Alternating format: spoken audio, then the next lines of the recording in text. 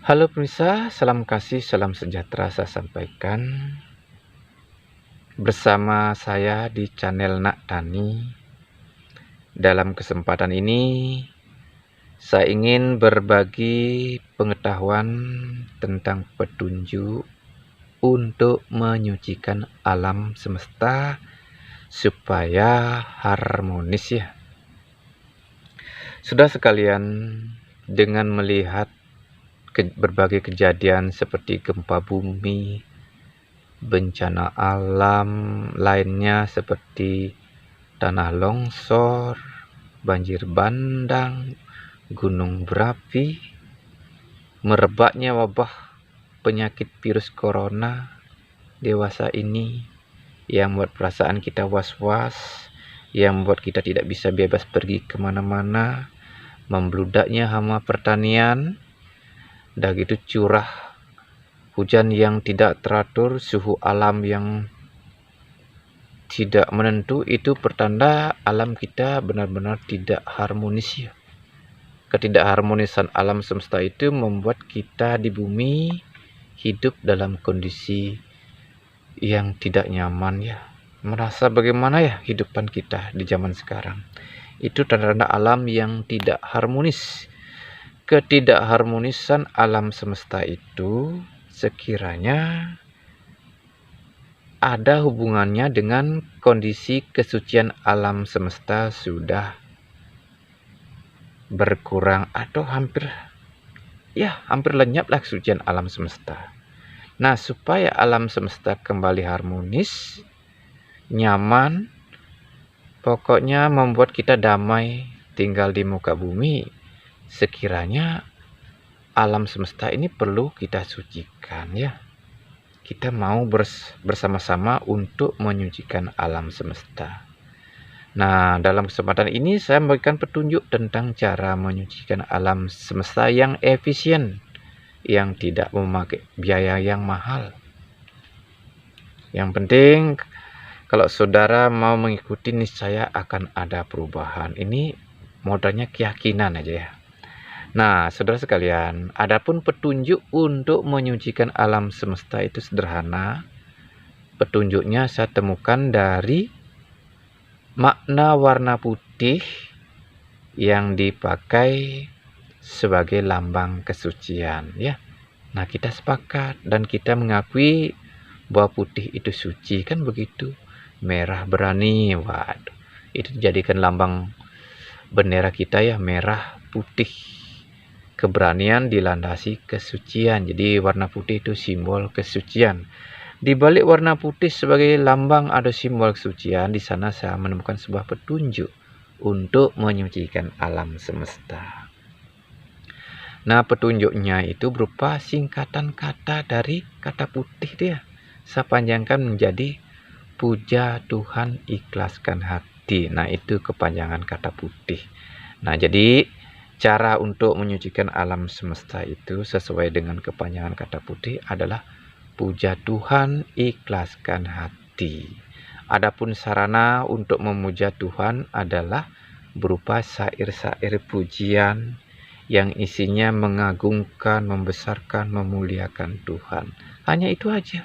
Kan tidak pakai uang kalau cuma pakai syair pujian, tidak pakai material apa-apa. Mungkin kalau kita melakukan pemujaan bersama-sama di sebuah tempat, ya tentu memakai sarana transportasi seperti motor, sepeda dayung atau apalah, dan juga mungkin dibutuhkan uang untuk beli bensin, itu menggunakan juga materi. Tapi intinya untuk memuja Tuhan, yang untuk menyucikan alam semesta, yaitu berupa syair pujian kepada Tuhan.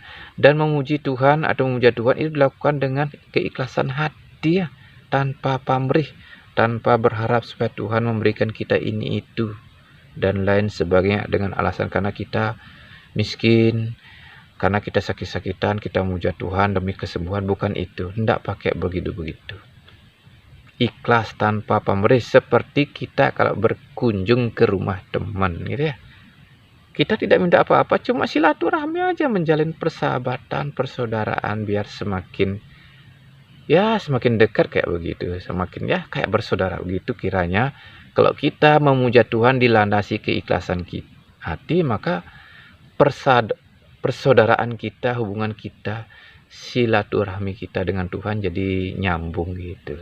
Tapi kalau kita pamrih datang ke Tuhan, memuja Tuhan karena mohon ini itu dan lain sebagainya, mengadu dan lain sebagainya, itu ibarat kita berkunjung ke rumah teman, mau pingin pinjam gini, pinjam gitu dan lain sebagainya. Bisa jadi si pemilik rumah atau teman yang kita kunjungi nitip pesan kepada kepada pembantunya, bilang itu kalau ada orang itu datang ke sini dia mau pinjam gini gitu, bilang saya tidak ada ya. Kan begitu jadinya teman kita. Dihindarilah kita, padahal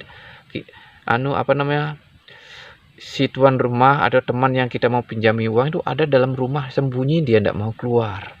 Kan begitu jadinya. Jadi hubungannya tidak harmonis jadinya. Kalau kita pamrih, kita berharap ini itu pada teman. Coba kalau kita cuma datang aja bersilaturahmi barang 1 jam gitu aja pada waktu-waktu yang senggang gitu, waktu yang sudah ditentukan, tentu hubungan kita jadi harmonis, akrab jadinya kita. Begitu juga kalau kita memuja Tuhan dilandasi keikhlasan hati, bukan karena surga, bukan berharap surga, bukan berharap supaya dapat apalah gini gitu. Nah, hubungan kita dengan Tuhan jadi harmonis. Udah gitu, manfaat dari kita memuja Tuhan sampai Tuhan hadir bersama kita, dekat dengan kita. Nah, Tuhan itu kan maha suci. Nah, kehadiran Tuhan yang maha suci itulah yang akan menyucikan alam semesta kita. Jadi bukan kita manusia yang menyucikan, Tuhan yang akan menyucikan kok. Tapi intinya kita harus mau menjalin silaturahmi dengan Tuhan dengan cara puja Tuhan, ikhlaskan hati ya. Jadi kalau menyucikan alam dengan harapan supaya alam kita harmonis, terutama sebagai petani itu supaya hamanya agak berkurang. Nah, kita harus semuanya bersemangat kok memuja Tuhan dengan dilandasi keikhlasan hati tanpa pamrih. Jangan disogok-sogok Tuhan ya, dan diberikan gini gitu. Tuhan tidak butuh apa-apa, hubungan kita aja. Kedekatan kita jalan-jalan, Tuhan sudah tidak kurang apa-apa. Kalaupun kita punya harta yang berlebih, kalau mau menyogok Tuhan, sogoklah Tuhan dengan cara gunakan uang atau harta benda untuk amal kebajikan, membantu sesama kita yang kekurangan. Yang punya harta kan kayak begitu. Kalau saya suka istilahnya punya pengetahuan kayak begini, saya bagikan kepada saudara sekalian dengan ikhlas. Anda boleh mau subscribe atau enggak, karena hukumnya ikhlas, terserah Anda. Saya tidak memaksa Anda, saya juga ikhlas. Ini untuk berbagi saja kok. Karena hukumnya kalau kita memakai hukum agama adalah ini untuk sedekah saja ya, demi kebaikan bersama. Nah, begitu juga kalau Anda punya uang berkelebihan daripada untuk yang bukan-bukan, nah lebih baik kalau di dunia pertanian ada lahan pertanian, ada jalan tani yang rusak, sumbangkan ke sana. Itu lebih berfaedah kok. Itu membuat Tuhan senang. Kita sudah berani berkorban. Nah, demi kebaikan bersama, itu yang disukai oleh Tuhan. Kalau menyogok Tuhan dengan memberikan gini gitu, itu kanak-kanak namanya. Seolah-olah Tuhan itu kekurangan. Tapi itulah karena pemikiran masih kanak-kanak, belum paham dengan hubungan pada Tuhan, itu sah-sah saja kok. Nah, intinya kalau kita seperti saya sampaikan tadi dari awal sesuai dengan judulnya itu, kalau menginginkan alam harmonis, sekiranya puja Tuhan ya, sucikan alam semesta dengan cara memuja Tuhan dilandasi keikhlasan hati. Bersamaan dengan itu pula supaya Tuhan hadir, sebut-sebut nama beliau. Sebut-sebut berulang-ulang. Panggil-panggil Tuhan supaya hadir. Tapi kita ikhlas memanggilnya tanpa berharap apa-apa. Nanti Tuhan, kalau kita memuja dilandasi keikhlasan, menyebut nama Tuhan dilandasi keikhlasan, niscaya hubungan kita dengan Tuhan jadi harmonis. Tuhan hadir, kehadirannya itulah yang menyucikan alam semesta. Adakah kita rindu kepada Tuhan? Itu yang terpenting kalau ingin menyucikan alam semesta.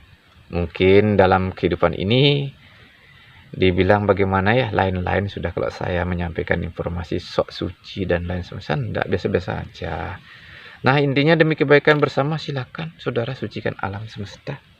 Mungkin demikian dulu saya berbagi cerita.